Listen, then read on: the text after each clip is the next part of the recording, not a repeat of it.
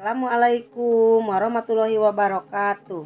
Anak-anak, selamat pagi. Bertemu lagi dalam pembelajaran tema 4 subtema 2. Hidup bersih dan sehat di sekolah. Coba kalian amati gambar Dayu dan teman-teman. Apa yang dilakukan Dayu dan teman-teman? Apakah kamu setuju dengan kegiatan mereka? Anak-anak, hidup bersih dan sehat itu tidak hanya di rumah. Kita juga harus hidup bersih dan sehat di sekolah. Kebersihan itu menjadi tanggung jawab semua warga sekolah. Nah, kemudian lihatlah, Dayu dan teman-teman sedang bermusyawarah. Lani berkata, lomba kebersihan antar kelas tinggal 2 hari lagi. Apa yang harus kita lakukan, teman-teman? Dayu menjawab, menurutku kita harus segera bersiap diri. Setuju, kita harus segera gotong royong, sambung Lina. Kemudian, apa yang harus kita persiapkan? Tanya Edo. Kita harus menyiapkan kemoceng, serbet, kain pel, dan vas bunga, sambung Siti. Mari segera kita siapkan alat-alat tersebut, ajak Beni. Nah, lihatlah. Dalam gambar ini ada nama alat-alat kebersihan yang akan digunakan oleh Edo dan teman-temannya. Coba kalian temukan maknanya dari 3 benda tersebut yang terdapat pada gambar ini. Kemoceng. Apa itu ya kemoceng? Kemudian kemoceng itu kalian pasti tahu adalah pembersih debu. Kemudian apalagi? Yang kedua adalah kata kain pel. Kain pel adalah kain yang dipakai atau digunakan untuk mengeringkan lantai. Nah, ini gambarnya. Mungkin ada gambarnya di situ ya. Kain pel. Ada. Yang ketiga, kemudian vas. Apa itu yang dinamakan vas? Vas adalah tempat bunga.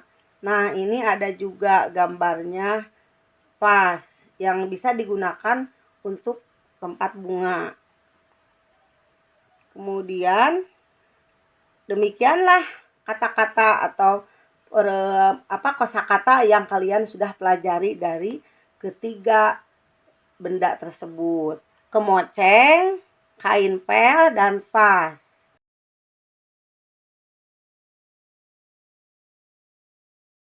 Kelasku bersih, aku bangga. Sekolah Dayu akan mengadakan lomba kebersihan antar kelas. Dayu dan teman-teman bertekad untuk menang dalam lomba tersebut. Mereka mulai berbenah. Semua siswa ikut ambil bagian. Dayu dan teman-teman sepakat untuk mengadakan gotong royong. Bagian pertama yang dibersihkan adalah ruang kelas. Semua siswa berbagi tugas. Ada yang menyapu lantai, membersihkan kaca jendela, membersihkan papan tulis, dan menata ruang kelas. Semua siswa ikhlas mengerjakan masing-masing. Kelas Dayu menjadi bersih dan rapi. Lantai, jendela, dan dinding tidak ada yang berdebu. Semua perabotan kelas pun tertata dengan baik. Ada juga hiasan dinding terpajang di dinding. Dayu dan teman-teman bangga punya ruang kelas yang bersih. Kelas yang bersih membuat siswanya juga sehat. Tidak hanya di dalam kelas kebersihan itu, namun halaman kelas juga harus bersih. Halaman yang bersih, tidak ada sampah berserakan. Semua sampah dibuang pada tempatnya. Di depan kelas disediakan keran dan keran air untuk mencuci tangan.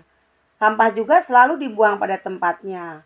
Sebelum masuk kelas itu siswa diwajibkan untuk mencuci tangan. Itulah ciri kelas yang sehat, bersih. Kelas yang tidak bersih akan menjadi sarang penyakit. Debu dan sampah mengandung kuman. Kelas kotor juga akan menjadi sarang nyamuk. Lihatlah contoh kelas kotor. Di situ terdapat banyak debu, dan sampah-sampah berserakan. Penghuni kelas juga akan mudah terserang berbagai macam penyakit, misalnya batuk, flu, dan demam berdarah, dan juga penyakit yang lainnya. Kebersihan kelas menjadi tanggung jawab warga kelas, yaitu semua yang terdapat di sekolah. Kita wajib bersama-sama menjaga kebersihan. Guru dan siswa harus sama-sama menjaganya. Jika ada yang membuang sampah sembarangan, harus segera diingatkan. Dengan sikap seperti itu, kebersihan kelas akan selalu terjaga. Penyakit pun tidak akan bersarang. Demikianlah pembelajaran kita hari ini, anak-anak. Kesimpulannya adalah kita harus selalu menjaga kebersihan kelas. Kebersihan sekolah menjadi tanggung jawab semua warga sekolah. Sampai jumpa dengan pembelajaran lainnya. Wassalamualaikum warahmatullahi wabarakatuh.